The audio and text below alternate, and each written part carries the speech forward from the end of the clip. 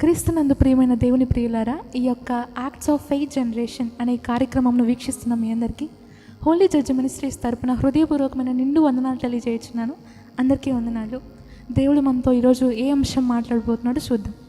కీర్తనల గ్రంథం 145వ కీర్తన 14వ వచనం చదువుకుందాం. యెహోవా పడిపోవు వారినందరినీ ఉద్ధరించువాడు, కృంగిపోయిన వారినందరినీ లేవనెత్తువాడు. మనం చదవబడిన వాక్యంలో యెహోవా కృంగిపోయిన వారినందరినీ లేవనెత్తువాడు అని రాయబడిందండి. దేవుడు కృంగిపోయిన వారినందరినీ లేవనెత్తుతాడు. అలానే ఈ కృంగిపోవడం గురించి బైబిల్లో ఇంకొన్ని రెఫరెన్స్లు ఉన్నాయి, అవి కూడా మనం చదువుకుందాం. 116వ కీర్తన 6వ వచనం. యెహోవా సాధువులను కాపాడువాడు, నేను కృంగి ఉండగా ఆయన నన్ను రక్షించెను. ముందు రెఫరెన్స్లో ఏమో కృంగిపోయిన వారినందరినీ ఆయన లేవనెత్తువాడని, ఇక్కడ కృంగిపోయిన వారినందరినీ ఆయన రక్షిస్తాడని రాయబడింది. అలానే ఇంకో రెఫరెన్స్లో కూడా చూద్దాం. యోబు గ్రంథం 4వ అధ్యాయం 4వ వచనం. నీ మాటలు త్రొట్రిల్లు వానిని ఆదుకొని ఉండెను, కృంగిపోయిన మోకాళ్ళు గలవానిని నీవు బలపరిచితివి. వాట్ ఏ వండర్ఫుల్ వర్డ్ అండి. దేవుడు కృంగిపోయిన వారినందరినీ లేవనెత్తుతాడు, కృంగిపోయిన వారినందరినీ రక్షిస్తాడు, కృంగిపోయిన వారినందరినీ బలపరుస్తాడండి. కృంగిపోవడం అంటే ఏంటండి? యూజువల్గా కృంగిపోవడం అంటే ఏంటి అంటే, మన లైఫ్లో మనం ఫేస్ చేస్తున్న స్ట్రెస్ కానీ, పెయిన్ కానీ, ఫినాన్షియల్ ప్రాబ్లమ్స్ని బట్టి కానీ, హెల్త్ ప్రాబ్లమ్స్, కుటుంబ సమస్యలు, ఆర్థిక సంబంధమైన సమస్యలు, వీటన్నిటిని బట్టి మనం నిరాశ చెందుతాం. నా లైఫ్ ఏంటి ఇలా అయిపోతుంది, నేనేంటి ఇలా అయిపోతున్నాను, అసలు నేనెందుకు ఇలా ఉన్నాను, అసలు దేవుడు ఉన్నాడా అని చెప్పి నిరాశలోకి వెళ్ళిపోతాం కదా. దాన్నే కృంగిపోవడం అంటారండి. ఈ రోజుల్లో ప్రతి ఒక్కరూ మనం చాలా విషయాల్లో కృంగిపోతూ ఉంటాం. ఇలాంటి విషయాలు మనం ఫేస్ చేస్తూనే ఉంటాం. కృంగిపోవడానికి ఏ కారణాలు ఉంటాయి, మనుషులు కృంగిపోవడానికి ఏ కారణాలు ఉంటాయో ఒకసారి చూద్దామా అండి. కొంతమంది ఫైనాన్షియల్ స్ట్రెస్ అంటే ఆర్థిక సంబంధమైన ఇబ్బందులను బట్టి కృంగిపోతూ ఉంటారు. అంటే జాబ్ లాస్ అవ్వడం, ఉద్యోగాలు పోవడం, అప్పులు ఉండడం, ఫ్యామిలీ ప్రాబ్లమ్స్, ఫ్యామిలీ ఖర్చులు ఉండడం, హాస్పిటల్ ఖర్చులు ఉండడం, వీటన్నిటిని ఎలా మేనేజ్ చేయాలి అని చెప్పి ఫైనాన్షియల్గా స్ట్రెస్ అవుతూ ఉంటారు. ఎప్పుడైతే ఆర్థిక సంబంధమైన పరిస్థితులు మన లైఫ్లో అపియర్ అవుతాయో అప్పుడు డెఫినెట్గా మనం కృంగిపోతూ ఉంటాం, డిప్రెస్ అయిపోతూ ఉంటాం. అసలు ఏం చేయాలి, మన లైఫ్ ఎలా పోతుంది అని అనిపిస్తూ ఉంటుంది. ఇంకా చెప్పాలి అని అంటే కుటుంబ సమస్యలు, కుటుంబ బంధాలు, వైఫ్ అండ్ హస్బెండ్ మధ్య గొడవలు జరిగితే కృంగిపోతూ ఉంటారు. ఆ డివోర్స్లు అవుతున్నప్పుడు కృంగిపోతూ ఉంటారు. పేరెంట్స్ అయితే పిల్లల భవిష్యత్తును బట్టి ఎలా ఉంటుంది వాళ్ళ భవిష్యత్తు అని చెప్పి వాటిని బట్టి కృంగిపోతూ ఉంటారు. అలానే తల్లిదండ్రుల ఆరోగ్యాన్ని బట్టి కృంగిపోతూ ఉంటారు. ఇలా కొంతమంది ఫ్యామిలీ గురించి కూడా కృంగిపోతూ ఉంటారండి.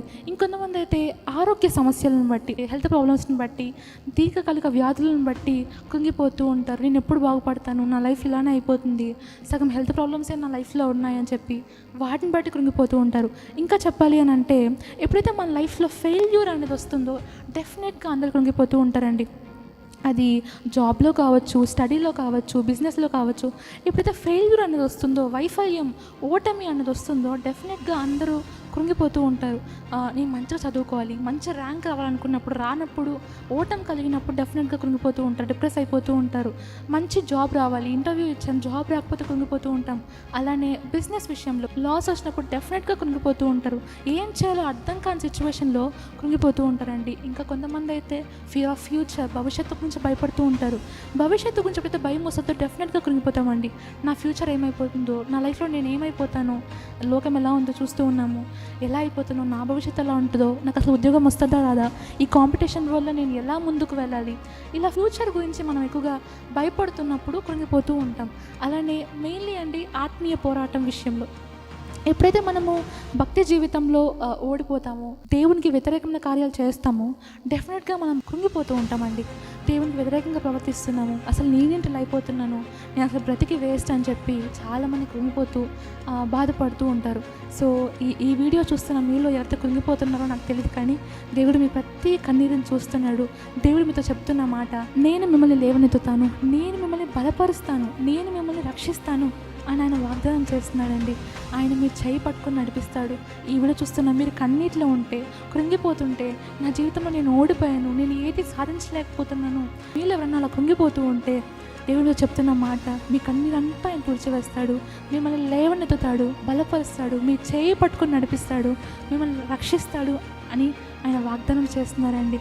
బైబిల్లో చాలామంది చాలా విషయాలు కృంగిపోయారండి.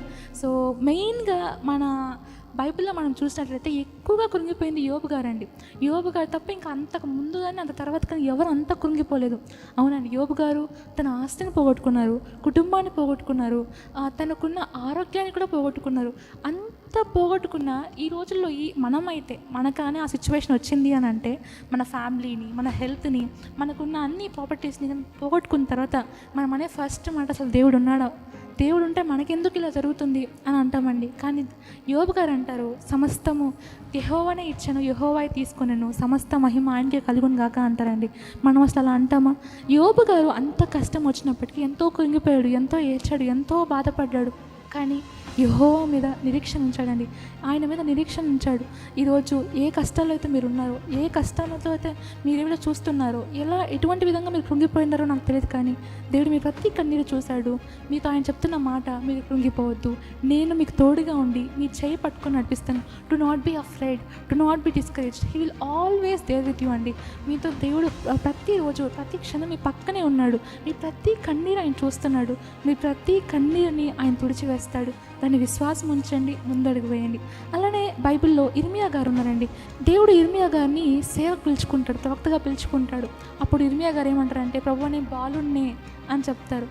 ఈ రోజుల్లో మీరు కూడా నేను బాలున్నే అంటే నాకు అంత కెపాసిటీ లేదు, నాకు అంత నాలెడ్జ్ లేదు, నా సామర్థ్యత అంత కాదు, నా వల్ల కాదు అవన్నీ అని మనం అంటూ ఉంటాం. కానీ ఈరోజు దేవుడు చెప్తున్న మాట, నేను చిన్నవాడిని, నేను బాలుని, నాకు అంత కెపాసిటీ లేదు, అంత సామర్థ్యత లేదు అని అనవద్దు అని చెప్తున్నాడండి. మనం ఎంత అని మనం చూసుకోకూడదు. మన నాలెడ్జ్, మన కెపాసిటీ, మన సామర్థ్యతని మనం చూసుకుంటే లోకం ఖచ్చితంగా మనం ముందుకు వెళ్ళలేం. కానీ మనకి ఇక్కడ మ్యాటర్స్ ఏంటంటే మనం కలిగి ఉన్న మన పవర్ ఎంత, దేవుని పవర్ ఎంత అని మనం చూసుకోవాలి. ఈ సర్వలోకాన్ని సృష్టించిన దేవుడిని మనం కలిగి ఉండగా మనం దేనికి కృంగిపోవాల్సిన అవసరం లేదు. అవును, మీరు కష్టంలో, ఈరోజు ఏడుపులో, ఏదో బాధల్లో కృంగిపోతున్నారేమో, దేవుడు చెప్తున్న మాట మీరు ఎప్పుడు అలా అనుకోవద్దు. నాకు అంత సామర్థ్యత లేదు, నేను గెలవలేను, నేను ఓడిపోయాను, నేను ఏది సాధించలేను అని మీరు ఏడుస్తుండొచ్చేమో. మీ కన్నీని దేవుడు చూసి మీద మాట్లాడుతున్న మాట మీరు అలా అనుకోవద్దు, మిమ్మల్ని మీరు కిరించపరచుకోవద్దు. నేను మిమ్మల్ని ఉన్నత స్థాయికి తీసుకువెళ్తాను అని దేవుడు మనతో వాగ్దానం చేస్తున్నాడండి. దాన్ని విశ్వసిద్దాం. అలానే నేను ఒక చిన్న మాట చెప్పి ముగిస్తాను. దావీదు గారి గురించి ఎక్స్ప్లెయిన్ చేస్తానండి. దావీదు గారు, సౌలు దావీదు గారిని చంపాలనుకుంటున్నప్పుడు దావీదు గారు తన శిష్యుల్ని, భార్యల్ని, పిల్లల్ని, 600 మంది శిష్యుల్ని అలానే తీసుకొని వెళ్ళి సిక్కగు అనే ప్రాంతంలో నివసిస్తూ ఉంటారు. ఆ టైంలో వాళ్ళు దావీదు గారి శిష్యులు యుద్ధం కోసం వెళ్తారు. ఆ టైంలో అమాలేకీలు వచ్చి సిక్లగు ప్రాంతంలో మీద దాడి చేసి భార్యల్ని, పిల్లల్ని అందరిని తీసుకొని వెళ్ళిపోతారు. వాళ్ళు తిరిగి వచ్చిన తర్వాత భార్యలు, పిల్లలు లేకపోవడం చూసి ఎంతో బాధపడతారు, ఎంతో కృంగిపోతారండి. ఆ టైంలో దావీదు గారి శిష్యులు అంటే తన సొంత ప్రజలే ఆ బాధను తట్టుకోలేక, యూజువల్గా నిజమే కదండి, వైఫ్, పిల్లలు, భార్యలు ఎవ్వరు లేరని చెప్తే డెఫినెట్గా ఆ పెయిన్ చాలా ఉంటుంది, ఎవరి కోసం బ్రతకాలని చెప్పి కృంగిపోయి ఉంటారు. ఆ టైంలో దావీదు గారిని వాళ్ళు రాళ్ళతో కొట్టి చంపాలనుకున్నారు. ఎందుకంటే మేము ఈ పరిస్థితి రావడానికి, ఈ పొజిషన్ రావడానికి దావీదే కారణం అని చెప్పి ఆయన రాళ్ళతో కొట్టి చంపాలనుకుంటారు. ఎప్పుడైతే ఈ విషయం దావీదు గారికి తెలుసదో చాలా బాధపడ్డాడండి, చాలా చాలా కృంగిపోయాడు, చాలా ఆందోళన చెందాడు. కానీ అక్కడ రాయబడి ఉండదండి, దావీదు గారు యెహోవాని బట్టి ధైర్యం తెచ్చుకున్నారు. దావీదు గారు అంటారండి కీర్తన గ్రంథంలో, నా ప్రాణమా నువ్వేళ కృంగి ఉన్నావు అని చెప్పి యెహోవాని బట్టి ధైర్యం తెచ్చుకున్నాడు. ఈరోజు మన లైఫ్లో మనకి అప్పీర్ అవుతున్న ప్రతి డిఫికల్ట్స్, ప్రతి ఆబ్స్టాకల్స్, ప్రతి ఇష్యూస్, మన లైఫ్లో మన ముందు కనిపిస్తున్న ప్రతి ఒక్క సమస్యలను బట్టి మనం కృంగిపోకుండా యెహోవాని బట్టి ధైర్యం తెచ్చుకోవాలి. డు నాట్ బీ అఫ్రైడ్ అండి, just lean on God, he will guide us in all those difficult situations. ప్రతి విషయంలో మన ముందు నడిపిస్తాడు.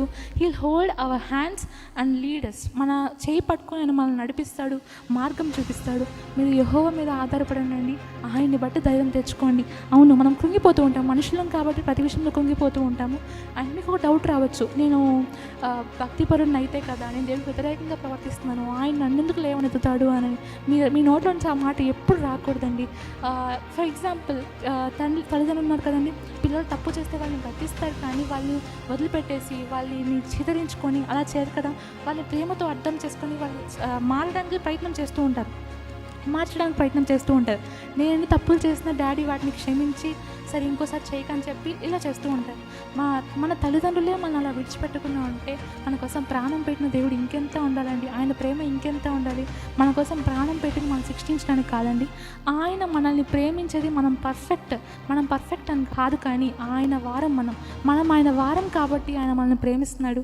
మీ మనసులోకి ఎప్పుడు కూడా రానివద్దు. మీ ప్రతి బలహీనతను క్షమించి మిమ్మల్ని నిలబెట్టాడండి దేవుడు. దాని విశ్వాసం ఉంచండి. మీ జీవితంలో అప్పీల్ అవుతున్న ప్రతి ప్రాబ్లమ్స్, మీ జీవితం ప్రతి సమస్యల్ని ఆయన తొలగించి గొప్ప ఉత్తీర్ణ స్థాయికి తీసుకెళ్తాడు. ఈరోజు మీరు ఓడిపోయారని బాధపడుతున్నారు కదా, దేవుడు మిమ్మల్ని గెలిపిస్తాడు. ఈరోజు మీరు బలహీనంగా ఉన్నారు కదా, దేవుడే మీ బలంగా మార్చబడతాడు. మీరు నిరాశగా ఉన్నారు కదా, దేవుడే మీ ఆశ.